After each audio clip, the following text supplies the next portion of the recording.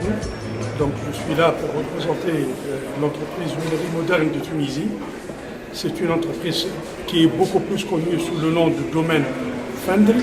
Donc c'est un domaine agricole qui appartient à la famille Fendri, basé à Sfax, dans la zone aux alentours de Sfax, qui est propriétaire donc terrien de vergers d'oliviers qui s'étalent sur presque 1000 hectares avec plus de 30 000 pieds d'olivier et qui est pratiquement aujourd'hui mené à 100% en agriculture biologique.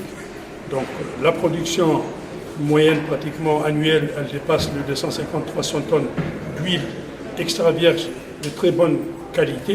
Donc, ce qui lui a permis de gagner pratiquement depuis maintenant une dizaine d'années presque tous les prix de qualité dans tous les concours à New York, au Japon, en Allemagne, en Italie, en France, partout.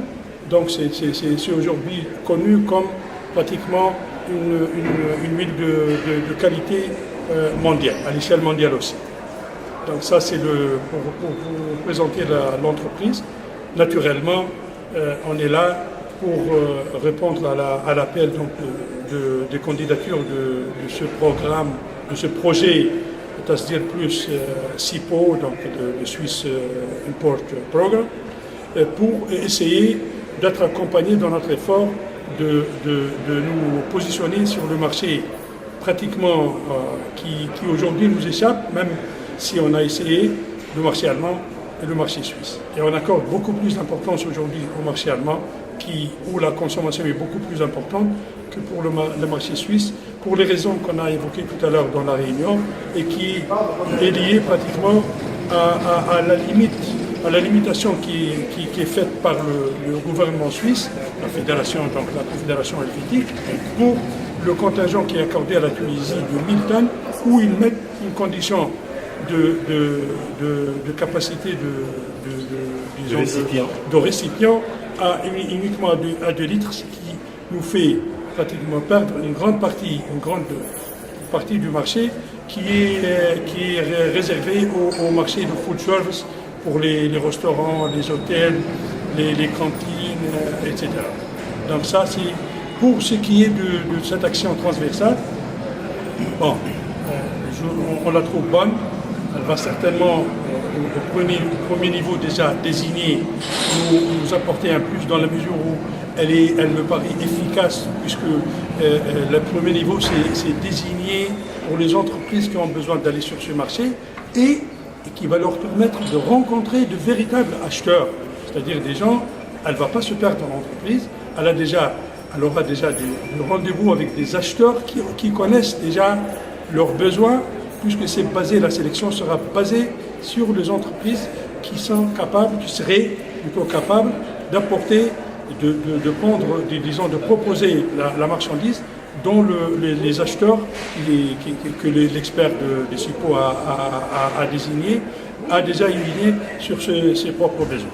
Est-ce que vous serez, si jamais, par exemple pour l'Allemagne, est-ce que vous avez la capacité de répondre aux besoins pour l'huile d'olive biologique? Pour le marché allemand, même si aujourd'hui le segment bio et gourmet au niveau du marché allemand, il est pratiquement bien fait pour la qualité tunisienne. Parce que les Allemands, comme ils ne sont pas producteurs d'huile d'olive, ils ont été habitués, heureusement pour nous, par les Italiens à l'huile d'olive douce du type pratiquement chimleli tunisien. Les Italiens, qu'est-ce qu'ils faisaient? Qu'est-ce qu'ils continuent à faire aujourd'hui? Ils prennent l'huile tunisienne en vrac et ça passe par leur entreprise en Italie de mise en bouteille de conditionnement et par la suite ils distribuent ça dans tous les marchés, que ce soit marché européen ou marché américain, australien, japonais, sous leur propre marque, sous leur nom. Donc le développement de la consommation en Allemagne, il a été essentiellement basé sur cette typologie d'huile, qui est une huile un peu fruitée, très moyen, douce, pour habituer le consommateur allemand qui n'était pas habitué à la consommation d'huile d'olive. Ils ont commencé par une huile qui n'agresse pas le palais, qui ne soit pas amère ou très piquante. Donc ils ont choisi l'huile tunisienne douce de la variété Childel. Et ça nous aide aujourd'hui, si on va nous directement sur ce marché-là, on va prendre notre propre produit et on va essayer de le positionner au lieu de passer par les Italiens. Seulement, comme je l'avais dit tout à l'heure, comme je l'ai bien mentionné tout à l'heure, le problème pour l'Allemagne, c'est qu'aujourd'hui, avec le mode de gestion du contingent accordé par l'Union européenne à la Tunisie, aujourd'hui, le mode actuel, il ne nous permet pas d'être présents et de garantir la persévérance et la présence de notre produit pendant toute l'année sur le marché allemand ou sur les autres marchés de l'Union européenne. C'est ça le problème, le hic dans tout ça, et sur lequel on est en train de travailler en tant que Tunisie avec la partie européenne pour essayer de remédier à ce problème, à cette contrainte, et pour essayer de la surpasser, de lui trouver une solution.